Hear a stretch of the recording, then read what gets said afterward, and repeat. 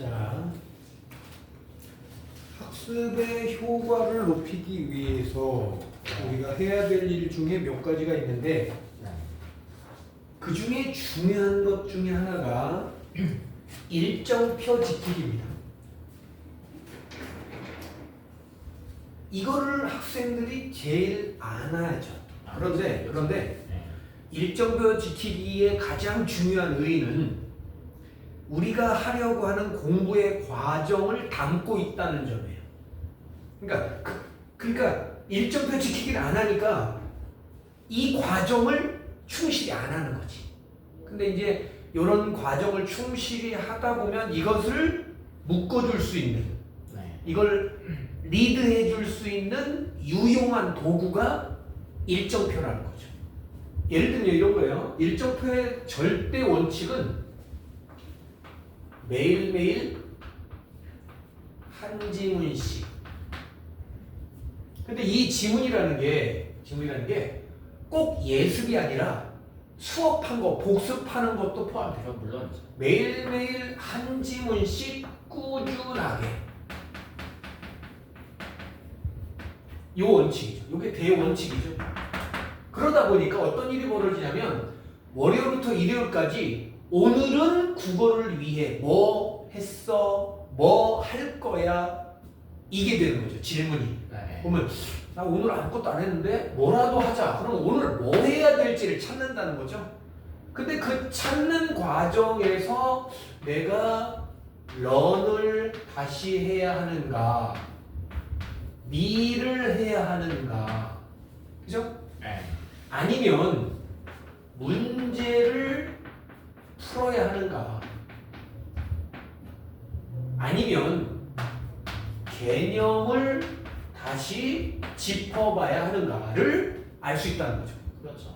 그런 것들을 알고 일정표의 이 원칙에 따라서 써보면 그런 것들이 일종의 반강제적. 근데 이거는 어쩌면 학습 동기 유발과도 연결돼요. 학습 동기는 크게 두 가지가 있대요. 외적 동기와 내적 동기가 있는데, 외적 동기는 다시 외부의 압력에 의한 것과 외부의 규칙을 수용하는 자세 두 가지로 나누고, 가장 좋은 게 내적 동기에 의해서 공부하는 거죠. 외적 동기 첫 번째는 뭐냐면 외부의 압력인데, 엄마한테 혼날까봐, 누구한테 야단 맞을까봐, 예를 들면 뭐 선생님한테 야단 맞는다든가, 너 숙제 안 했어? 하면 뭐 이거 야단 맞는 거니까 그런 게 싫고, 뭐 그런 게 무섭고 두렵고 혹시 아프고 뭐 이런 거죠. 제일 안 좋은 거죠. 근데 이제 반대로 너 이번에 성적 오르면 너 이번에 뭐 휴대폰 바꿔줄게, 이런 것들도 여기에 속하는 거예요. 어쨌거나 이거는 부정적 압력이고 이건 긍정적 압력이잖아요. 너 이번에 휴대폰 바꿔줄게, 열심히 해봐. 그럼 이거는 내가 하고 싶거나 내가 어떤 목표가 아닌데 외부에서 그걸 강요하는 것이겠죠. 그런데 자연스럽게 그것을 당연히 해야 되잖아 라고 수용하는 자세. 어차피 외부의 압력이긴 한데, 그죠? 너 대학 가려면 1등급 받아야 돼. 그 외부의 압력이죠. 내가 하고 싶은 건 그게 아닌데, 그죠? 그런데 그래, 대학 가려면 당연히 1등급 해야지 하고 그 외부의 압력을 자연스럽게 받아들이고 수용하고 수행하려는 자신의 의지, 이런 것들을 이제 두 번째라고 하고, 세 번째는 뭐냐면 진짜 지가 하고 싶어서. 이렇게 세 가지 단위로 나눌 수 있단 말이야. 그래서 이것이 제일 좋긴 해. 스스로 뭔가 하고 싶어서. 예를 들면 이런 질문을 하면 아이들이 그래요. 선생님, 세상에 공부 좋아하는 사람이 어디 있어요? 있다니까. 예를 들면 선생님 같은 케이스도 마찬가지야. 초등학교 5학년 때 모든 걸 실패합니다. 밴드부도 실패하고 육상부도 대회 나와서 3등 했다고 감독이 자르고, 야 1, 2등 아니면 우리는 앞으로 안 키워, 3등 한 놈들 대회 나가서 3등 이하한 놈들은 선생님 동메달이잖아요. 그러니까 까불지 말고 우리 동메달 안 키워. 금메달, 은메달만 키워. 한 종목에서 2명만 키울 거야. 그래서 뭐 100m에서 2명, 넓이뛰기에서 2명, 단거리에서 2명, 장거리에서 2명. 그래갖고 그때 우리 학교 초등학교 육상부가 굉장히 대단했거든. 내 친구는 단거리에서는 떨어졌는데 얘가 넓이뛰기를 좀 잘해서 얘는 육상부에 남아있고, 바로 밑에 우리 동네 후배 애들은 단거리는 약한데 장거리가 얘네들이 강해. 그래서 얘네들 둘이를 남겨놓고, 또 우리 동네에 있는 여자친구 같은 동네 여사친이지. 네. 여사친은 여자 오래 달리기. 오래 달리기. 2등은 없어. 얘밖에 없어. 얘랑 같이 1, 2등 할 애가 없어. 얘가 독보적으로 1위야. 그렇게 해서 2기 육상부가 구성이 돼요. 거기에 선생님이 떨어졌어. 너는 단거리도 안 되고 넓이뛰기도 3등이고 뭐도 3등이고 너는 재미없어, 빠져. 이렇게 하고 굉장히 그때 상처를 많이 입었단 말이야. 그다음에 밴드부도 했는데 뭐 그렇고, 그다음에 우리 담임 선생님이 나를 야 그럼 나랑 너 국화나 키우자 하고서 국화 키우기 반에 집어넣고 했는데, 맨날 무거운 그 초등학생이 맨날 무거운 국화 화분이나 나르고 있고, 아니 1년 내내 해봐야 가을에 꽃피잖아 국화는. 그렇죠. 그러니까 그 초등학생의 동기를 살리기에는 너무 기간이 긴 거야. 그렇죠. 가을에 폈을 때는 뿌듯한데 그때까지 못 기다리는 거지. 여러 가지가 다 실패를 해요. 네. 그 결과 선생님이 아씨 그럼 공부나 할까? 이런 거야. 그치? 그런데 그냥 공부나 할까 했는데 그게 성공을 해요. 오. 나머지 공부라는 거 들어봤어? 나머지 공부라는 거? 들어봤습니다. 초등학생 무슨 야자가 어딨어. 그렇죠. 선생님이 너 나무서 10번 쓰고 와 이런 거거든. 네. 내가 그걸 했다고 초등학교 5학년 때. 아, 그런데 그때 뭐 그렇다고 해서 내가 뭐 너 이거 10번 쓰고 가 그런 케이스로 나머지 공부한 건 아니지만 어쨌거나 내가 나머지 공부를 했던 것 같아. 정확하게 무슨 사연인지는 모르겠는데 뭐 성적이 별로 안 좋으니까 하라고 했겠지.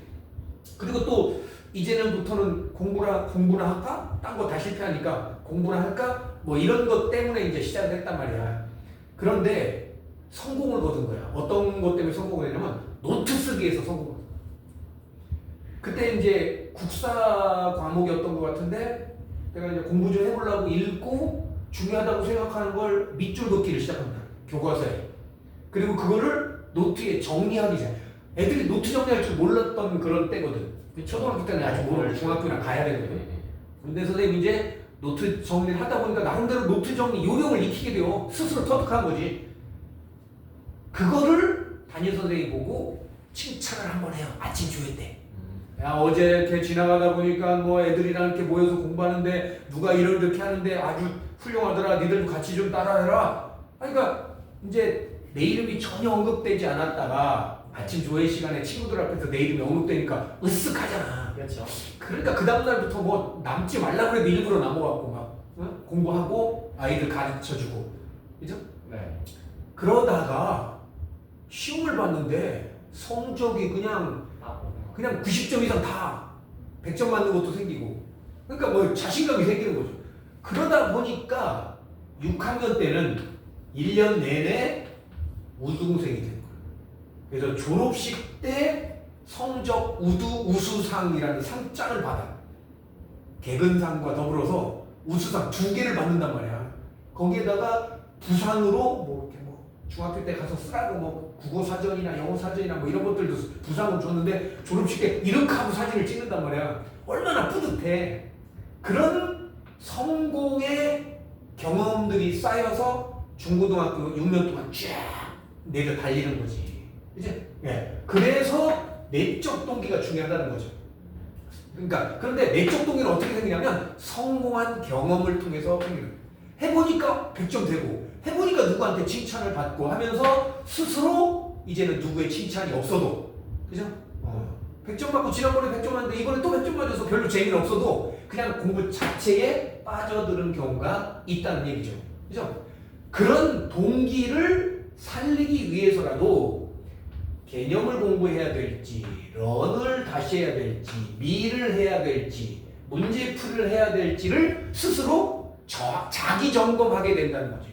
그 자기 점검하면서 오늘은 뭐 내일은 뭐 하면서 일지를 메모하다 보면 일주일 내내 자기가 무엇을 했는지 보게 된다는 거죠. 그리고 처음에는 뻥뻥 비어있지. 해야죠. 그러니까 내가 국어 공부를 너무 조금 하는 것 같네. 나는 학원에 가는 이틀 열심히 하는 걸로 충분하다고 생각했는데 사실은 일지를 써보니까 뻥뻥 비어있네. 이런 자기 점검이 된다는 거지. 그렇죠. 그러니까 그런 것들을 통해서 동기를 강화하면서 학습의 양과 질을 보장할 수 있는 중요한 수단이 일정표라는 거죠. 일정표는 간단합니다. 언제 몇 분부터 몇 시까지 뭘 했는지 등을 그냥 아무런 제약 없이 그냥 한번 써보는 거예요. 대체적으로 교재라든가 교재 쪽수라든가 범위라든가 단원이라든가 몇 시부터 몇 시까지 했다든가 시간이라든가 이런 것들을 그냥 기록해보는 거예요. 그러다 보면 어느새 내가 매일매일 공부하는 학생이 되어 있다는 거죠. 아셨죠?